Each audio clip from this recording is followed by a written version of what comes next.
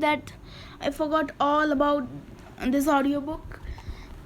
I promised that I would upload maybe the next day, but I'm like uploading after a month. I'm so very sorry for that. And so let's continue. The Haunted Castle by Geronimo Stilton, Chapter 2. My whiskers were shaking. "Geronimo!" Uncle Samuel shouted. "I'm calling you to invite you to the Penny Pincher Castle for the ceremony that will take place on October 31st. Will you come or not?" I didn't have a clue on what he was talking about. "What ceremony?" "You know, the ceremony, Geronimo!" he yelled. "The ceremony!" "Yes, I heard you. But what ceremony are you squeaking about?" I asked, trying to be polite. "Geronimo!" he hollered.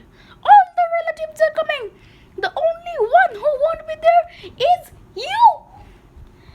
I was starting to lose my patience. "But what is this ceremony?" he continued as though I hadn't spoken. "Plus, I've organized everything. You wouldn't want me to waste all that effort, would you?" Before I could get a squeak in edgewise, he went on. "So, it's all settled. Then, I will expect you, Benjamin, Thea, and Trap for the ceremony." At that point, my whiskers were shaking with exasperation. "What ceremony?" I shrieked. That was when we got cut off. It was also strange. You see, the relationship between the Stilton family and the Stingisnote family is strained for one simple reason. The Stingisnotes are a bit stingy. If you look up the word sting in the dictionary, you'll find this definition. Stingy, adjective, placing too much importance on money and not wanting to spend it. I told my sister Thea, my cousin Trap, and my nephew Benjamin that we had been invited to Penny Pincher's castle. These were their reactions. "I don't want to go to Penny Pincher castles. It's colder than ice cheese there, all because Uncle Samuel won't spend the money to turn on the heat," said Thea. Trap: "I don't want to go to Penny Pincher castle. There's never anything to eat, all because Uncle Samuel won't spend the money to put cheese in the fridge." Geronimo: "I don't want to go to Penny Pincher Castle. It's so dark and spooky there, all because Uncle Samuel won't spend the money to turn on the lights," said Benjamin.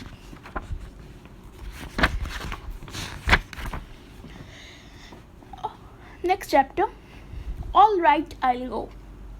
I convinced Thea, Trap, and Benjamin to go anyway. After all, family is family. Plus, it seemed like this ceremony was important. "All right, I'll go," Thea sighed, "as long as we take my convertible."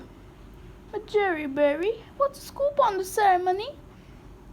"All right, I'll go," Trap mumbled. "But no way I'm getting in that girly pink convertible. Let's go in my van." "And Jeremy Esther, what's the deal with the ceremony?" "All right, I'll go," Benjamin squeaked. "But can we please take an airplane? And Uncle Geronimo, can you explain what this ceremony is?"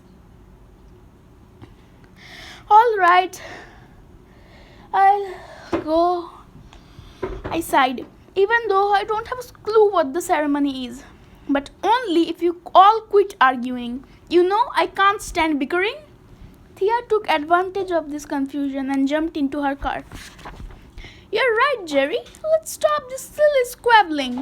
Come on, everyone, hop in." Trap grabbed the map of Mouse Island.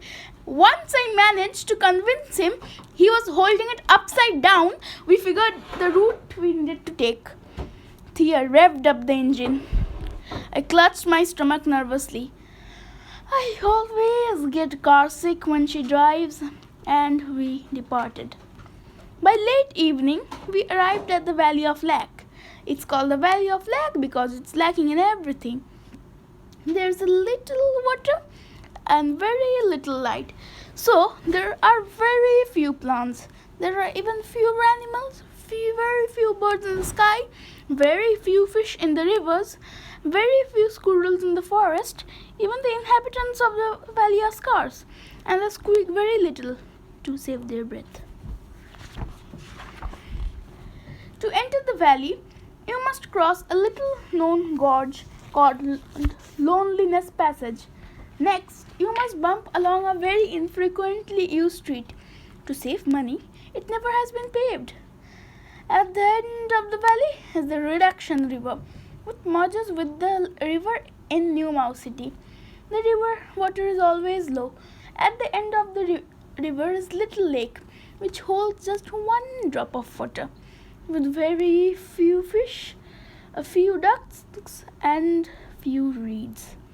Before arriving at the Penny Pincher Castle, you must pass through a small city called Scantytown, which can be reached by only one road that has one lane. In the village, we passed very few stores, only one town square, and very few rodents. As we drove, the weather grew worse. The sky turned black and threatened to storm.